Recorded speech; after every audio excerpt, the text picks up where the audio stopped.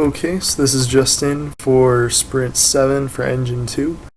So for the first thing I wanted to show was just from last week, something I forgot to put in my video, which was the terrain iterator. So basically it houses a bunch of min, max, x, and z indexes, and then the current indexes that it's currently at, and that's used by this operator ++ here.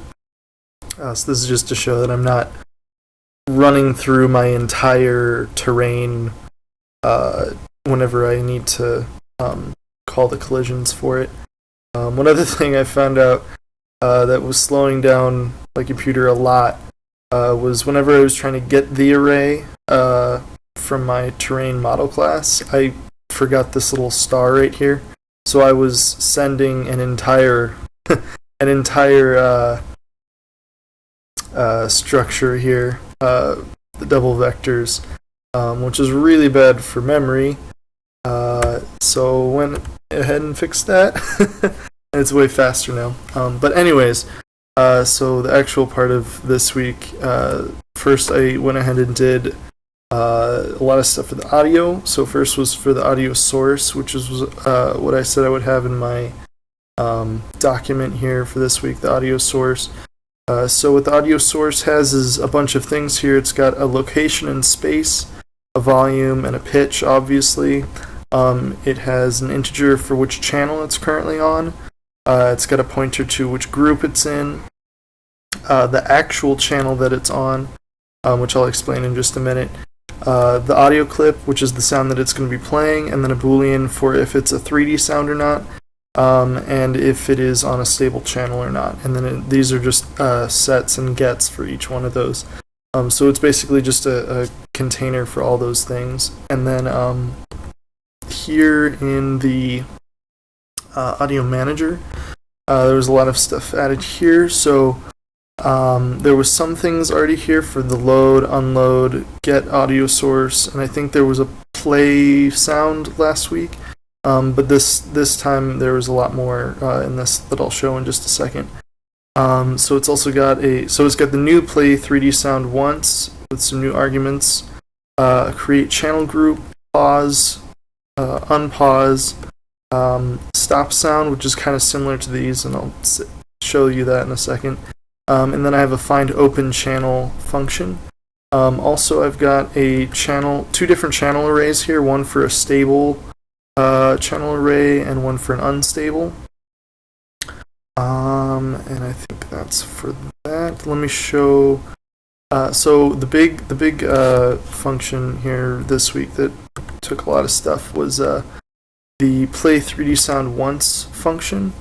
So I won't go into the details of all this specifically, but basically it takes in a string that a sound or a audio source that you want to play, a channel group, and if you want it to be on a stable channel or not. It does a bunch of work here, and basically it sets up the 3D attributes, and then it plays the sound.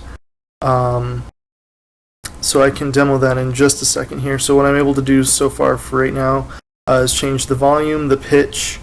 Actually, let me open up my tank real quick. I can show you what it looks like.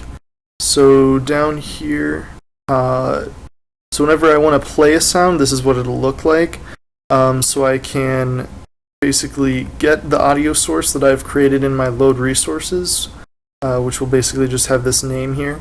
And then I can set the pitch to be whatever I want, set the volume, set the location and space for 3D audio, and then play the sound once. And I can say if I want it to be on which channel group I want it to be in right here with this number, and then also if I want it to be on a stable or unstable channel. So I guess I should demo that real fast. I don't think it'll be too loud, but turn down your speakers just in case. It'll be kind of hard to demo the 3D aspect here because it's going to be coming through my microphone.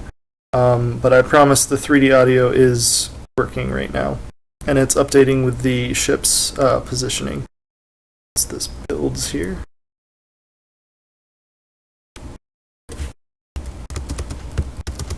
Yeah, so you can almost like not even hear it, but yeah, so you can kind of hear it got louder as I got closer to it. So that should be good. And the listener for it is at the center of the world, so that's why I was going towards the corner there. But anyways, so that's that for the audio manager. It also has the pause and unpause channel. I'm debating if I should just leave it as pausing or stopping channels rather than individual sounds, because that's what the user is going to be using anyways. So I'll look into that a little bit more for the next week. But so that should be good for audio. Lastly was just some stuff for the actual game itself. So I've included a health pickup now. It's pretty simple. It just is a thing in space. When you run into it, it disappears, and it fills the health up of the player. So let me just demo this real fast. I also changed the terrain so that you can see it a little bit better. Real quick here.